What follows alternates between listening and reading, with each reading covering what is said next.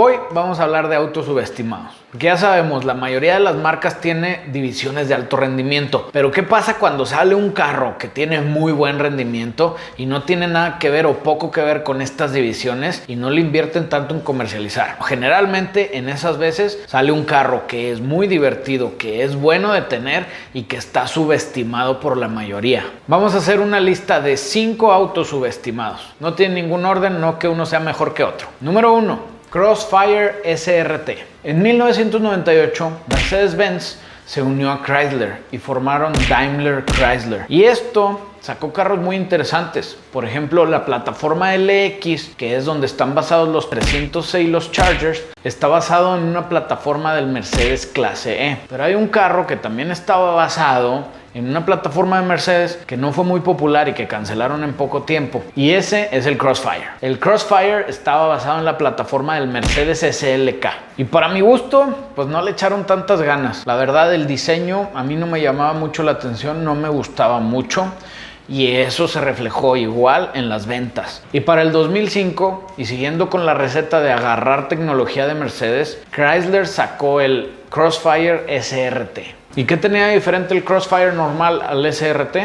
Bueno, que le pusieron todos los chochos de la farmacia de AMG. Sacaron el motor del LSK 32 AMG, que era un 6 cilindros que producía 330 caballos de fuerza, súper cargado. Y este motor hacía que el Crossfire SRT fuera más lento que el Corvette por medio segundo en el 0 a 100. Y como ya traía boost con el supercargador que le instalaron, era cosa de cambiarle la polea, hacerle un buen tune y lo convertías en una máquina de arrastrar Corvettes. Y lo mejor para nosotros es que como no fueron muy populares, todavía los podemos encontrar. Y los podemos encontrar baratos. Si te encuentras un Crossfire SRT, toma en cuenta que puede ser una muy buena plataforma que en algún punto la subestimaron. Número 2. Porsche 994 Turbo. Cuando hablamos de Porsches, todos pensamos en el 911. Está grabado en la cabeza. Pero, ¿sabes que a mediados de los 80s había un Porsche que traía el motor adelante y que era tracción trasera y que era 4 cilindros turbo? Bueno, ese era el 994 Turbo. Y en estos días los puedes encontrar muy baratos. Estos carros venían con un 4 cilindros de 2.5 litros turbo que jalaba muy bien. De hecho también había un 6 cilindros y el 4 cilindros turbo empujaba mejor que el 6 cilindros. Y luego aparte tienen toda la ingeniería y todo el pedigrí de Porsche de que es un carro que estaba muy bien balanceado.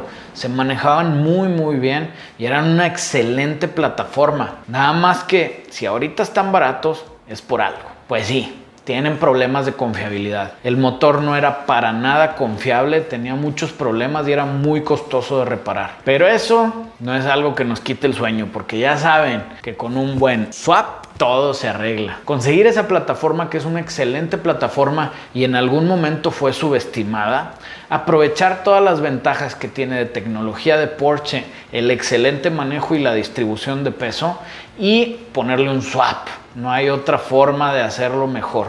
Con un swap LS, ese carro se maneja y se siente muy chingón. El Cadillac XLR. La mayoría de nosotros relacionamos a Cadillac con lujo. Nunca nos imaginamos que puede haber Cadillacs deportivos. Y sí, ya sé que Cadillac tiene su división de alto rendimiento, que son los carros que traen una V, como el CTS-V o el ATS-V. Y estos son carros bien rápidos. Pero de todos estos me atrevo a decir que el XLR fue el que pasó más desapercibido. Y este Cadillac está construido sobre una plataforma que es un auténtico carro deportivo y es una leyenda automotriz americana. Está construido arriba de un Corvette. Lo hacían en la misma planta de Bowling Green, Kentucky, que es bien conocida por solamente fabricar Corvettes. Bueno, ahí hacían el XLR.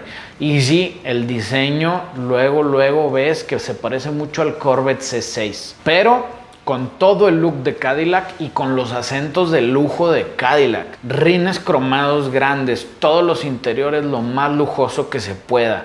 Y el exterior, para mi gusto, era cuando Cadillac le apostaba mucho a las líneas en ángulo y se ven padres, a mí me gustan. Lo único malo y que no me gusta tanto de este Cadillac es que en vez de instalar un motor LS, que pudo pudo haber sido el LS1, el LS2 o el LS3. Le pusieron el North Star de 32 válvulas. Y sí, es un muy buen motor, tiene mucho más tecnología que el LS, que es de pushrod, pero son motores que se conocen por no ser muy confiables. Fuera de eso, el Cadillac XLR es un muy buen auto deportivo que en algún momento lo subestimamos. Nos vamos a salir un poquito de los deportivos, pero es un carro que pasó tremendamente subestimado. Es el Toyota FJ Cruiser. Estas trocas son una bestia para el off-road y siempre pasaron desapercibidas. Nunca pudieron generar el público de culto que tienen otros vehículos off-road, como la Land Cruiser, como los Jeeps y como las Broncos. Para mi gusto, se ven muy bien en el exterior y les digo que tenían unas propiedades para el off-road y para la calle muy interesantes. Duró más o menos 10 años la producción y lo cancelaron por bajas ventas, no se vendía lo suficiente. Venían con un motor V6 que es bien conocido por su confiabilidad y aunque hacían que fueran algo gastoncillas de gasolina, la verdad movían muy bien la plataforma, que sí estaba más o menos pesada. Tiene un soporte de aftermarket muy decente porque pues sí, siguen gustando, siguen viéndose bien y más cuando son tan confiables y siguen jalando. Y la verdad, este es uno de los carros que me da mucha lástima que hayan cancelado. Me gustaría que Toyota se ponga las pilas y saque una versión nueva de la línea del FJ. Me imagino que harían algo brutal en este tiempo.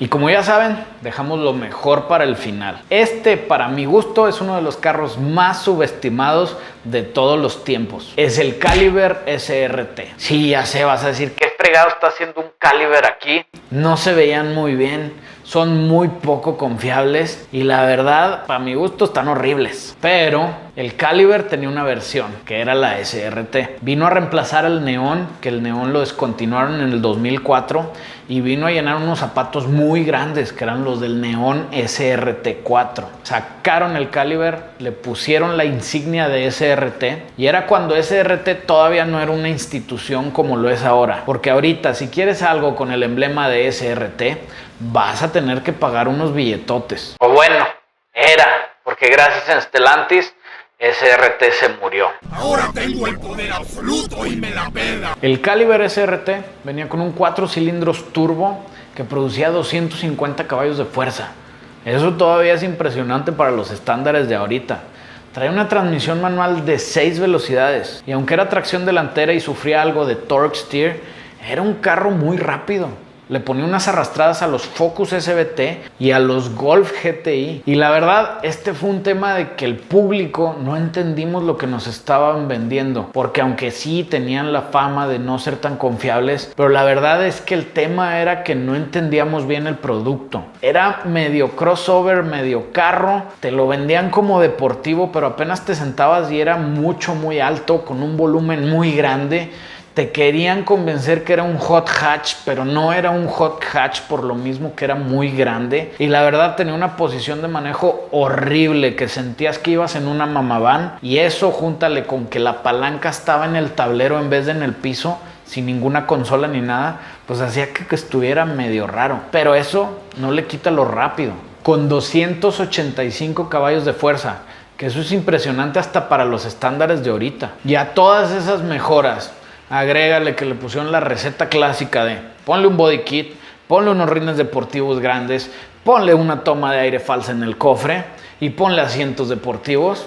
Pues ¿qué más querías? Lo tenía casi todo. Lamentablemente en algún momento lo subestimamos, no fue popular, pero eso nos ayuda porque ahorita los puedes encontrar relativamente baratos y son carros bien rápidos. Y bueno, espero te haya gustado la lista de los 5 carros subestimados. Ya sé que tú vas a decir que otro y que otro. Bueno, pues pónmelos abajo en los comentarios para ir viendo. Igual le hacemos una segunda o hasta una tercera parte.